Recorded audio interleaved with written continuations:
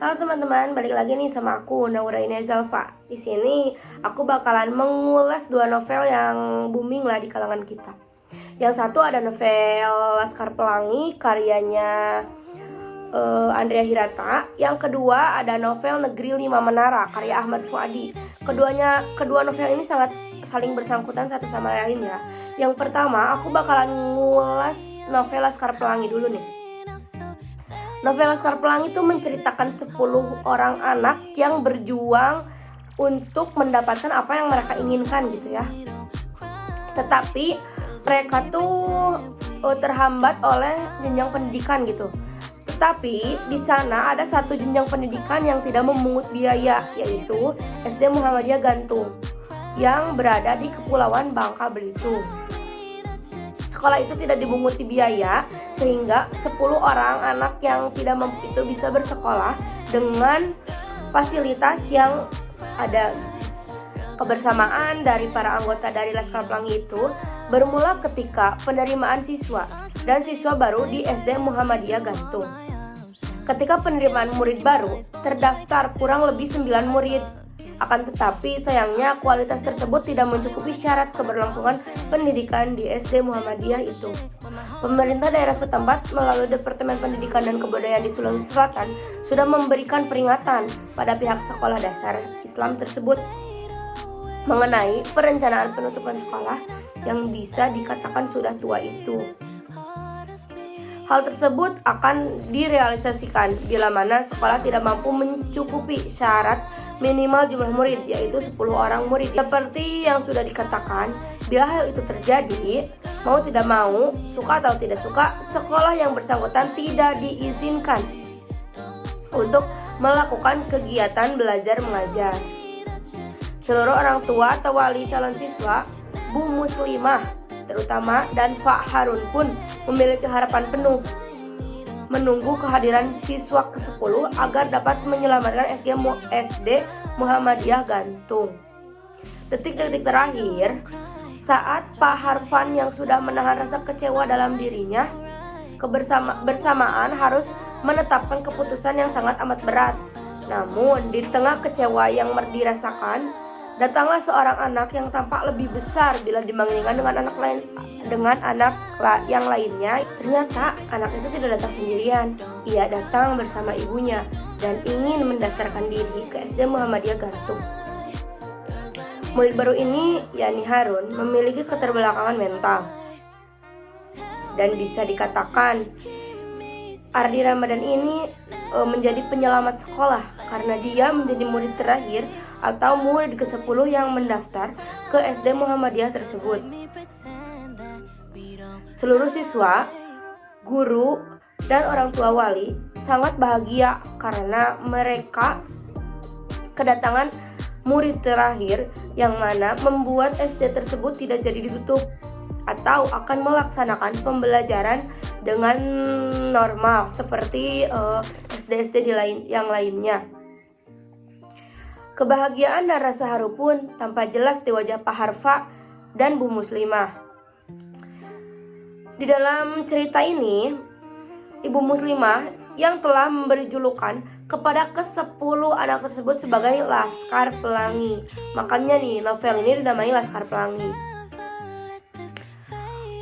Tidak hanya Bu Muslimah, Pak Harun Effendi Nur yang bersedia merangkap jabatan yakni sebagai guru sekaligus kepala sekolah di SD Muhammadiyah Gantung tersebut menyampaikan materi ajar yang disampaikan oleh Pak Harfan kerap kali menyelipkan kisah teladan Nabi dan Rasul.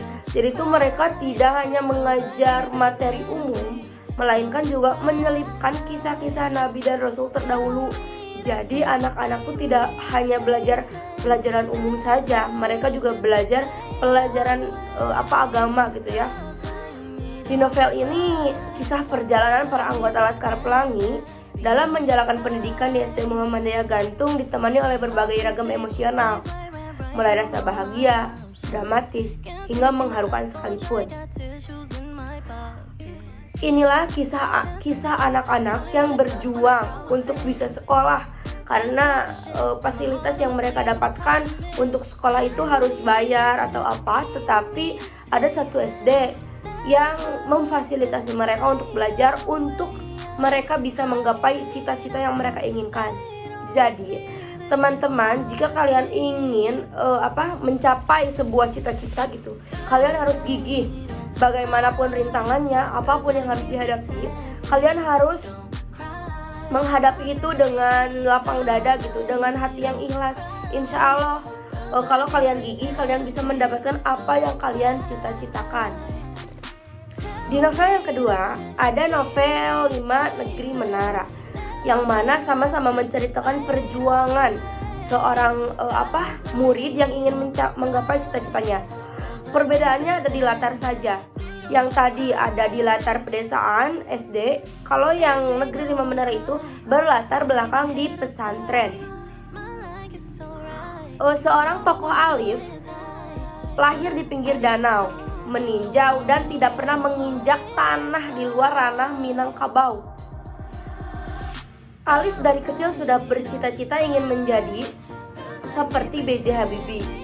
Maka dari itu, Alif sudah merencanakan agar dia bisa sekolah di SMU Negeri Padang, agar bisa melancarkan keinginannya untuk kuliah di jurusan yang ia inginkan. Tetapi ibunya ingin ia jadi penerus Buya Hamka. Membuat mimpi Alif kandas, Alif diberi pilihan sekolah di sekolah agama atau mondok di pondok pesantren.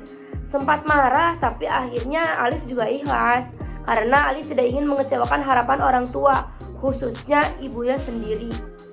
Setelah berpikir panjang dan Alif tidak ingin membuat ibunya merasa sedih, akhirnya Alif memutuskan untuk mondok di Pondok Madani yang bertempat di Jawa Timur. Awalnya ibu Alif tidak merestui karena Alif bersekolah tidak di tanah yang tidak di dekat-dekat tempat ia dilahirkan gitu. Alif memilih mondok di Jawa Timur. Tetapi dengan pertimbangan yang cukup lama, akhirnya ibu Alif merestui keinginan Alif itu. Jika sesampainya ia di pondok pesantren, Alif mendengar kata atau mantra ya, di sini disebutnya mantra, manjada wajada. Siapa yang bersungguh-sungguh maka dapatlah ia. Motivasi itu yang membuat kata-kata itu yang membuat Alif berpikir bahwa pondok pesantren tidak buruk lah ya, sama bagusnya seperti sekolah di sekolah umum. Hari-hari Alif dipenuhi kegiatan hafalan Al-Quran, belajar siang malam, harus belajar berbahasa Arab dan Inggris. Di tahun pertama, Alif dan kelima temannya itu cukup tertekan dengan peraturan yang ada di pesantren. Mereka juga ikut menyesuaikan apa saja peraturan yang ada di pesantren. Hal yang paling berat dijalani di pondok pesantren adalah ketika mereka sedang menjalani ujian. Karena di pesantren itu ujiannya tidak sama dengan di sekolah umum pada biasanya. Mereka harus belajar 24 jam non-stop karena di pesantren ini ada ujian lisan dan tulisan. Mereka harus mempersiapkan mental dan fisik yang prima demi menjalani ujian tersebut, yang biasanya diadakan selama 15 hari. Namun di sela rutinitas tersebut yang super padat dan ketat, Alif dan 5 rekannya menyempatkan diri untuk berkumpul di bawah menara masjid sambil menatap awan, merenungi bagaimana nasib mereka ke depannya dan bagaimana cita-cita yang selama ini mereka idam-idamkan. Di tahun kedua dan seterusnya, kehidupan Alif dan rekan-rekannya lebih berwarna dan penuh pengalaman menarik. Kepergian Baso membuat semangat Alif dan keempat temannya untuk menamatkan pendidikan di pondok pesantren tersebut dan menjadi orang sukses yang mampu mewujudkan cita-cita mereka menginjakan kaki di benua Eropa dan Amerika. Mereka berenam telah berada di 5 negara yang berbeda sesuai dengan lukisan dan imajinasi mereka ketika mereka berkumpul di bawah masjid. Begitu bahagianya hati Alif karena Alif dan sahabat-sahabatnya sudah berada di negara-negara yang mereka impikan sejak dulu.